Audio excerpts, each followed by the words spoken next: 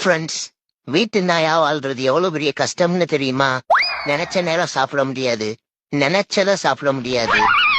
நல்லா சந்து பொந்து சாக்கடை குப்பை தொட்டின்னு சுதந்திரமா தெரிய வேண்டிய ஆள விளங்க மாட்டி வெல்கம் பாய் மாய் வீட்டு முன்னாடி கட்டி போட்டிருப்பாங்க.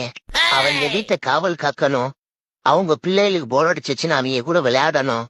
மேற்கொண்டு அவங்களுக்கு கோவம் வந்தாலும் நம்மளதான் தூக்கி போட்டு மிதிப்பாங்க, வாங்கிக்கிட்டு அமைதியா இருக்கணும். சாப்பாட கூட விடுங்க, சம்பவம் பண்ணணும்னா கூட அவங்க தான் முடிவு பண்றாங்க.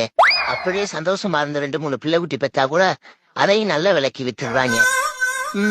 என்னத்த சொல்றது, என்னைக்காவது ஒரு நாள் தான் இந்த மாதிரி வெளியில கூட்டிட்டு வர்றாங்க. அன்னைக்காவது ரோட்ல ஏதாவது ஒரு ஃபிகரை பார்த்து ஷேர் பண்ணி இவங்களுக்கு தெரியாம எஸ்கேப் ஆகி ஒரு சந்தோஷமான வாழ்க்கை வாழலான்னு பார்த்தாலும் நம்ம நேரங்காலம் இன்னைக்கு ரோடு வெறிச்சோடி கிடக்கு, ஒரு ஃபிகரை கூட காணோம்.